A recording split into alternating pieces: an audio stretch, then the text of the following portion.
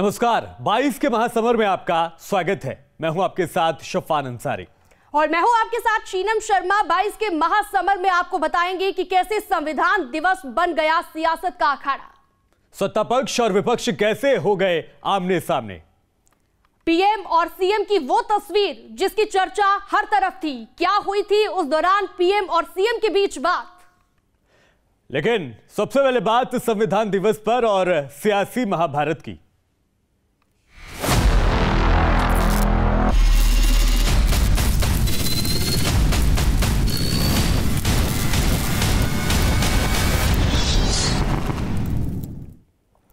छब्बीस नवंबर 1949 को तारीख जब हमारा संविधान प्रारूप बनकर तैयार हो गया।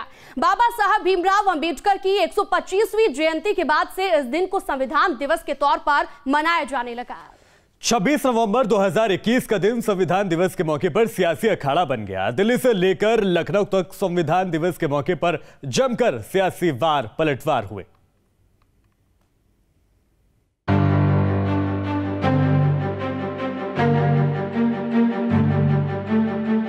लोकतंत्र को लेकर विपक्ष पर वार। जो दल स्वयं लोकतांत्रिक कैरेक्टर खो चुके हो, वो लोकतंत्र की रक्षा कैसे कर सकते हैं। संविधान के लिए चिंता, सियासी परिवार। भारत एक ऐसे संकट की तरफ बढ़ रहा है जो संविधान को समर्पित लोगों के लिए चिंता का विषय है, लोकतंत्र के प्रति आस्था रखने वालों के लिए चिंता का विषय है, और वो है पारिवारिक पार्टियां। For the family, by the family he party. राजनीतिक दल, party for the family, party by the family.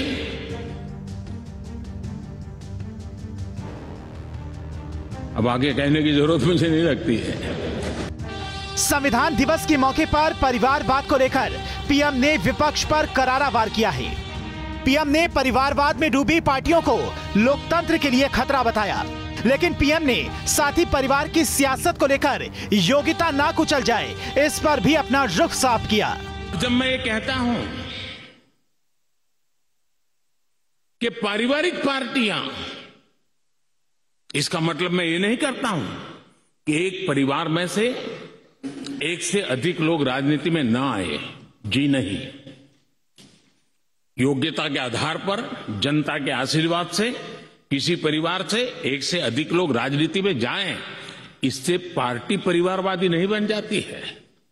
लेकिन जो पार्टी पीढ़ी दर पीढ़ी एक ही परिवार चलाता रहे, पार्टी की सारी व्यवस्था परिवारों के पास रहे, वो लोकतंत्र, स्वस्थ लोकतंत्र के लिए सबसे बड़ा संकट होता है। संसद के शीत सत्र से पहले संविधान दिवस को लेकर स्पीकर ने कार्यक्रम का आयोजन किया था, जिसका विपक्षी पार्टियों ने बहिष्कार किया। पीएम ने इसको लेकर भी विपक्ष पर निशाना साधा। ये कार्यक्रम किसी सरकार का नहीं था, ये कार्यक्रम किसी राजनीतिक दल का नहीं था, ये कार्यक्रम किसी प्रधानमंत्री ने आयोजित नहीं किया गया था। ये सदन का गौरव होते हैं स्पीकर, सदन का ये स्थान गौरवपूर्ण होता है। स्पीकर की एक गरिमा होती है, बाबा साहब आंबेडकर की गरिमा होती है, संविधान की अपनी एक गरिमा होती है। हम संविधान दिवस पर पीएम मोदी के वार के बाद कांग्रेस ने पलटवार करते हुए कार्यक्रम का बायकॉट करने की वजह बताई। 2 बरस पहले भी यही विषय उठा था। एक सरकारी कार्यक्रम का आयोजन किया गया था जिसमें विपक्ष की कोई भूमिका नहीं थी। हमारी ऐसी अपेक्षा थी कि उस दिन जो हुआ और विपक्ष ने अपना रोष प्रकट किया, प्रोटेस्ट किया, उससे सरकार भविष्य में सचेत हो जाएगी और विपक्ष को सम्मान ऐसे अवसर पर देगी। कांग्रेस ने सरकारी कार्यक्रम में विपक्षी दल पर पीएम की टिप्पणी को लेकर भी विरोध जताया। माननीय प्रधानमंत्री जी और बीजेपी के नेतृत्व की विपक्ष की आलोचना इस विषय पे सही नहीं है, उसका कोई औचित्य नहीं है। कांग्रेस ने बीजेपी पर संवैधानिक संस्थाओं को कुचले जाने का भी आरोप लगाया। बीजेपी की सरकार निरंतर संवैधानिक संस्थाओं पर चोट पहुंचा रही है। संवैधानिक नियमों का उल्लंघन हो रहा है। संवैधानिक प्रजातांत्रिक प्रणाली पर निरंतर आघात है, चोट पहुंचती है। सीएम योगी ने भी संविधान दिवस पर प्रदेश को संबोधित किया। सीएम ने कहा कि आज देश तेजी से आगे बढ़ रहा है। भारत तेजी के साथ दुनिया की एक बड़ी ताकत के रूप में उभर रहा है। तो तेजी के साथ वे षड्यंत्र भी प्रारंभ होते हुए दिखाई देते हैं, जो भारत को एक भारत श्रेष्ठ भारत के रूप में आगे नहीं बढ़ने देना चाहते। उत्तर प्रदेश के नागरिकों के बारे में लोगों की धारणाएं कुछ और थी। 2017 के पहले देश की धारणा उत्तर प्रदेश के अंदर भी क्या थी? उत्तर प्रदेश के बारे में लोगों की धारणा थी कि उत्तर प्रदेश देश के विकास का सबसे बड़ा बाधक है। एक बीमारू राज्य के रूप में उत्तर प्रदेश की भावना, उत्तर प्रदेश को जाना जाता था। जो उत्तर प्रदेश देश के विकास में बाधक माना जाता था, उस उत्तर प्रदेश में आज देश की कल्याणकारी योजनाओं की 44 ऐसी योजनाएं हैं जिनमें 17 के पहले उत्तर प्रदेश किसी में 17वें स्थान पर, किसी में 25वें स्थान पर, किसी में 30वें स्थान पर, किसी में सबसे अंत में होता था। आज उन सभी 44 योजनाओं में उत्तर प्रदेश नंबर 1 पर है। वहीं पूर्व सीएम अखिलेश यादव ने संविधान को खतरे में बताते हुए बचाने की अपील की। बाबा भीमराव अंबेडकर जी ने जो संविधान दिया, जिसके तहत हमें और आपको अधिकार हैं, आज अधिकारों को छीनने का काम हो रहा है। लोकतंत्र खत्म उसी दिन हो जाएगा जिस दिन संविधान खत्म हो जाएगा। संविधान और लोकतंत्र बचाने का आज का दिन महत्वपूर्ण है। संविधान दिवस भी पूरी तरह से सियासी माहौल में रंगा हुआ नजर आया। पीएम ने केंद्रीय हॉल से परिवारवाद के बहाने 22 के महासमर में कूदी पार्टियों पर निशाना साधा, तो कांग्रेस और समाजवादी पार्टी ने लोकतंत्र के खतरे की दुहाई देकर अपना दामन बचाने की कोशिश की। लेकिन सवाल जायज है, परिवार की दीवारों में लोकतंत्र कैसा? Team news state.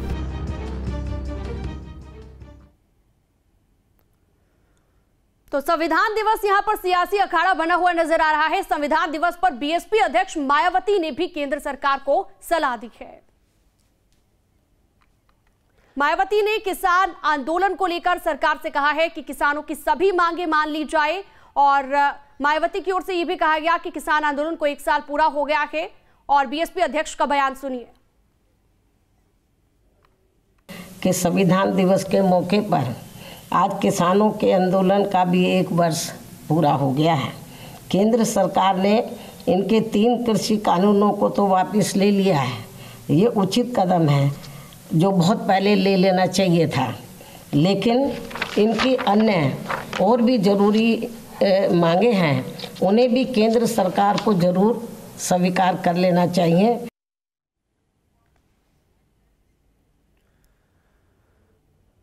और चलिए अब आपको बताते हैं कि परिवारवाद को लेकर देश में क्या लड़ाई है, क्यों बीजेपी परिवारवाद को लेकर विपक्ष को निशाने पर लेती है। कार्यकर्ता दोयम दर्जे तक सीमित तक रहते हैं। परिवारवाद को लेकर विपक्ष पर निशाना साधने की कोशिश लगातार होती रहती। कार्यकर्ता दोयम दर्जे पर रहते हैं। परिवारवाद को लेकर विपक्ष निशाने पर हमेशा रहा है। परिवारवाद को लेकर बीजेपी अब तक हावी रही है, चूंकि उसका यही कहना है कि वो जो अपने काम में निपुण है उसी को मौका देती है। परिवारवाद का यहां पर कोई औचित्य नहीं बनता है। तो निचले स्तर पर भी बीजेपी में परिवारवाद हावी माना जाता है और तमाम तरह की बातें हर बार इसे लेकर कही जाती हैं। लखनऊ के दौरे पर आए पीएम मोदी के साथ घूमते हुए सीएम योगी आदित्यनाथ ने एक तस्वीर पोस्ट की थी और इस तस्वीर पर तमाम सियासी कयास और अटकलें लगाई जा रही थी कि दोनों के बीच क्या बातचीत हो रही है। लेकिन अब ये तस्वीर डिकोड हो गई है। इसको डिकोड किया है रक्षा मंत्री राजनाथ सिंह ने। क्या था इस तस्वीर में पीएम और सीएम की बातचीत का राज, और 22 के महासमर से क्या है दोनों की बातचीत का कनेक्शन, एक रिपोर्ट आपको दिखाते हैं।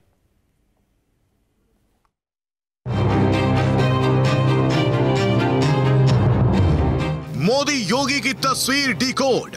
आपने देखा होगा कि मोदी जी कंधे पर हाथ रखे थे योगी जी को, वो ट्वीट गया तो लोगों ने कहा क्या कह रहे थे कान में। राजनाथ का दावा, जीत होगी प्रचंड। उत्तर प्रदेश में भारतीय जनता पार्टी को 2/3 से अधिक बहुमत से विजय हासिल करने से अब दुनिया की कोई ताकत रोक नहीं सकती। यूपी में राजनाथ का टेस्ट, बीजेपी पास। यदि किसी बर्तन में चावल पक रहा हो तो पूरा चावल मलकर देखने की जरूरत नहीं होती है। 2-4-10 चावल ही उठाकर आप अंदाज लगा सकते हैं चावल पक गया कि नहीं पक गया। मैंने भी अंदाज लगा लिया। योगी के कंधों पर मोदी का हाथ, दोनों की लखनऊ में गलियारों में कदम ताल। सियासी मसलों को लेकर दोनों नेताओं की गुफ्तगू।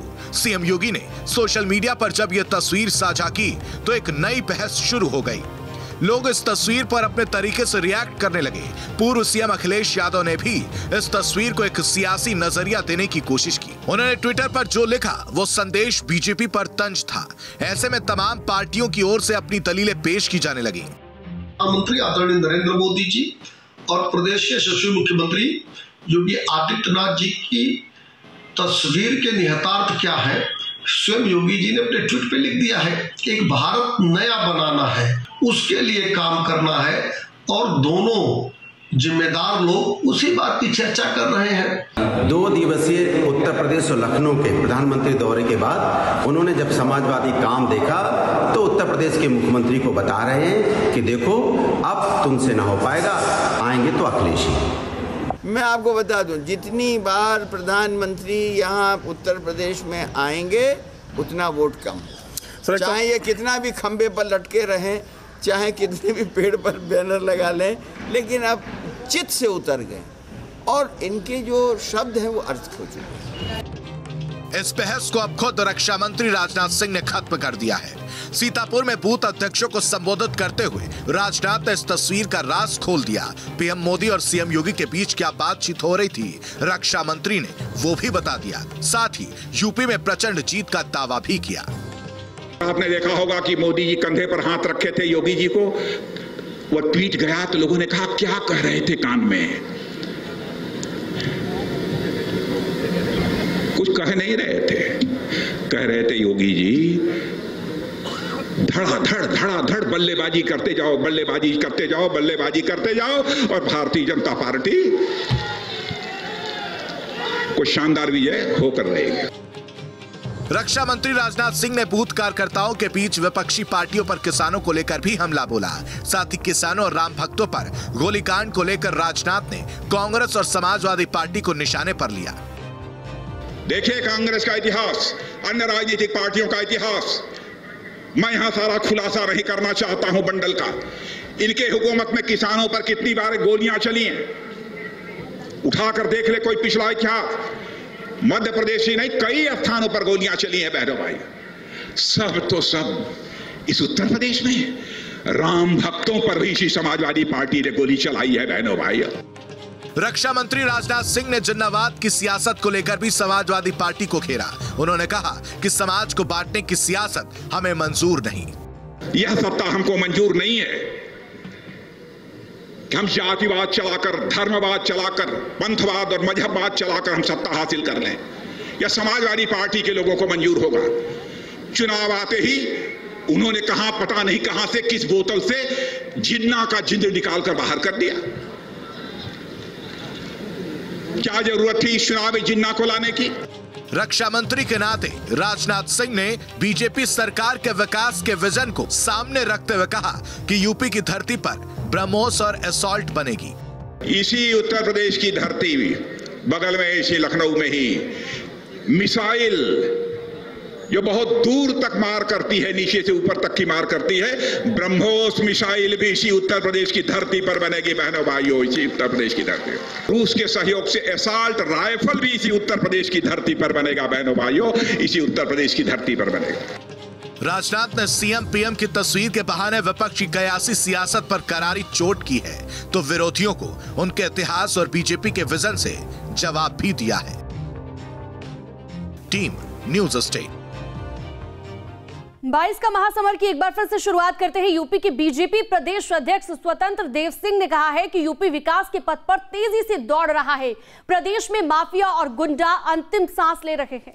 माफिया की अरबों की संपत्ति पर बुलडोजर चल रहा है, अपराध कम हुए हैं और महिलाएं राज्य में सुरक्षित हैं।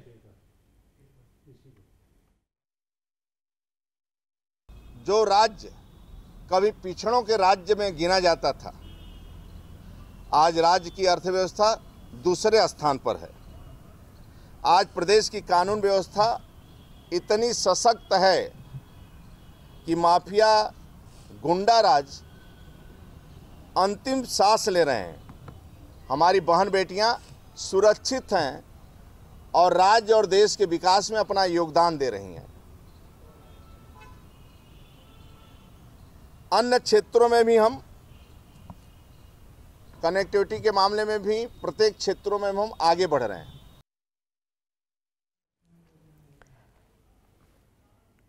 केंद्रीय शिक्षा मंत्री और चुनाव प्रभारी धर्मेंद्र प्रधान गाजियाबाद पहुंचे। धर्मेंद्र प्रधान ने बीजेपी सरकार की उपलब्धियों को बताया और साथ ही उत्तर प्रदेश में हुए विकास कार्यों की सराहना की। उन्होंने कहा कि कुछ साल पहले उत्तर प्रदेश बीमारू राज्य के रूप में जाना जाता था, आज 1 नंबर राज्य के मान्यता की ओर बढ़ चुका है। बीमारू राज्य के नाम पे जाना जाता था, आज उत्तर प्रदेश कई मामलों में 1 नंबर राज्य की मान्यता की ओर बढ़ चुके हैं। 22 का महासमर में फिलहाल के लिए इतना ही। खबरें लगातार जारी रहेंगी।